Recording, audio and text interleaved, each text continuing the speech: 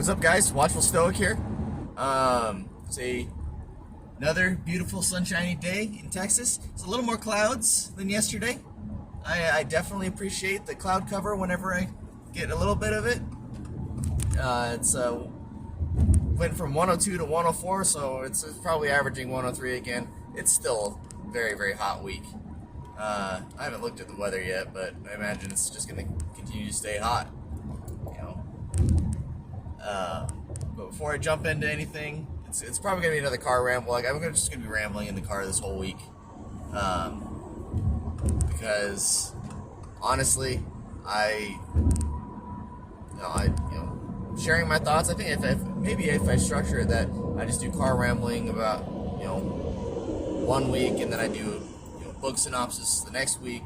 Maybe I can split it up like that, so I'm constantly sharing thoughts. But who knows? I'll see. It's ever evolving. It's ever unfolding. We'll see what fate has in store for me. But before I jump into anything else, like, share, comment, subscribe. I think a lot more people could benefit from maybe just having another idea pop in their head. I'm not saying that my ideas are great, but I do think my ideas are worth listening to. That's why I'm making YouTube videos. But in any case, let's go into my thoughts for today. So I was thinking about a friend of mine came and visited me at my house yesterday, which is I'm gonna say it's a bit of a rare occurrence for people to come out to me, because I kind of live out in the middle of nowhere. So I always appreciate people that do come out. It means quite a bit to me for people that are willing to come visit me, because where I live, it's not super convenient, but it's nice living there. I like living there because it's quiet.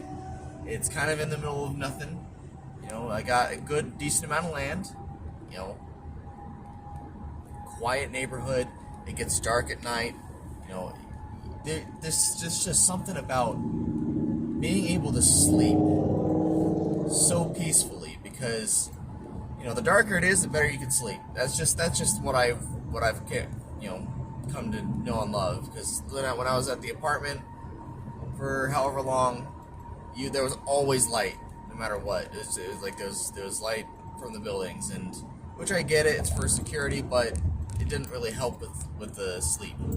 But being out in the country, and out in a little bit more rural area, it's very nice. But yeah, no, what does that have to do with the price of tea in China? Yeah, no, I had a friend of mine come over. We were talking, and I recommended a book to him. I recommended The Road Less Traveled to him, and I let him borrow my book.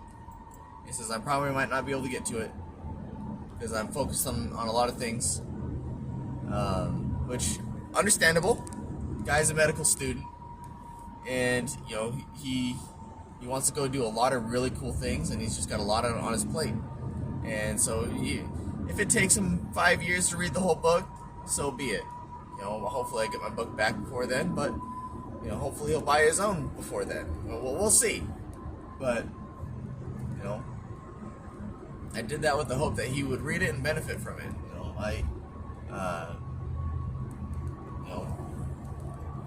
I wouldn't lend my books to anyone. Truck's not signaling. He's driving super unsafe.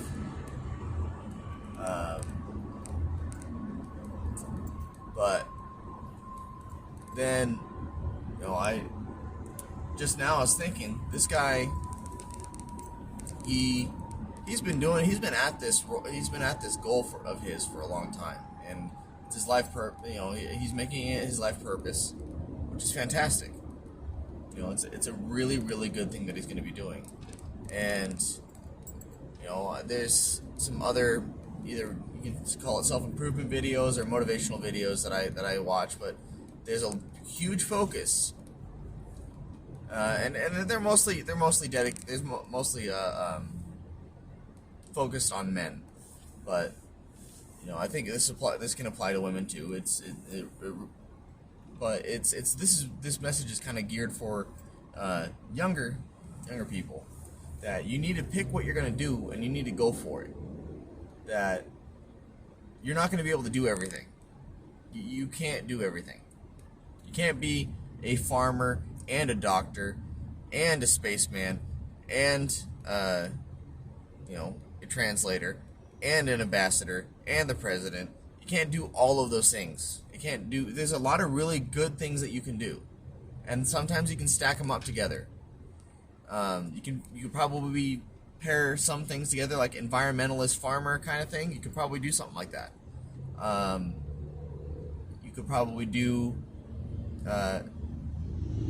astronomer, musician, or whatever. You can have some really cool combinations, but you can't do it all.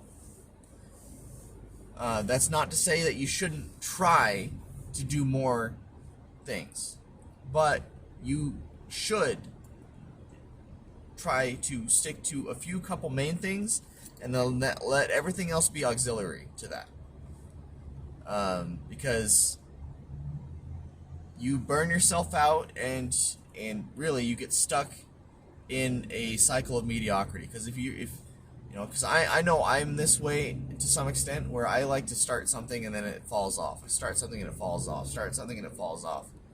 And once I actually dedicate myself to something and I excel at it, then and only then do I feel satisfaction for that thing. But when it comes to your life purpose and how you're going to spend your time and your life, you want to pick something and you want to go for it. So that's a big message from a bunch of millionaires, and they'll always tell you, don't invest in liabilities, and don't waste time trying to find out what you're good at. Trying to find out what you want to do. Just do what you're good at. If sometimes you have to undergo a career change, and that's the inevitability of life. But it's better to just simply do what you're good at, right? And I think I probably made a bit of a mistake getting going for my college degree, but also at the same time I didn't. Getting a college degree is all good. It's all well and good, but I can do accounting, because I'm currently an accountant. I can do accounting, but I've been in food before accounting for 7, almost 8 years. And really, what I should be focusing on is food, because I know food. I can do food. Granted, the food market is super saturated with lots of people. There's a lot of really good, talented people in the food industry. That's one of the reasons why I kind of just shied away from it, because there's a lot of competition, and the competition itself is not necessarily a bad thing. It's a good motivator. It's a good way to capture new ideas. Going out and trying some new food, that's someone else's rendition of, there could be there's a million different versions of a hot dog, right? There's a million different versions of a burger. And it all comes down to a couple basic elements, but everyone has their own take and perspective on it. You got barbecue, you got chicken, you got everything. Anything that you want to do, it can be done. Well, as far as food goes, so I'm still more speaking to myself here. I will eventually get back into food, and when I do, when I go for a food truck, it's going to be I'm considering doing spud nuts. I think spud nuts would be great. Spud nuts are potato donuts. You make donuts, and you add in some potatoes into it, and you fry it off, and it makes a wonderful, delicious donut. I grew up in an area that has spud nuts, and oh man, they're awesome. I love them so much. I thought about doing a hot dog truck. I still probably could do a hot dog truck, because there is not as many dogs. There's not very many places serving hot dogs, so It's not a super saturated market here.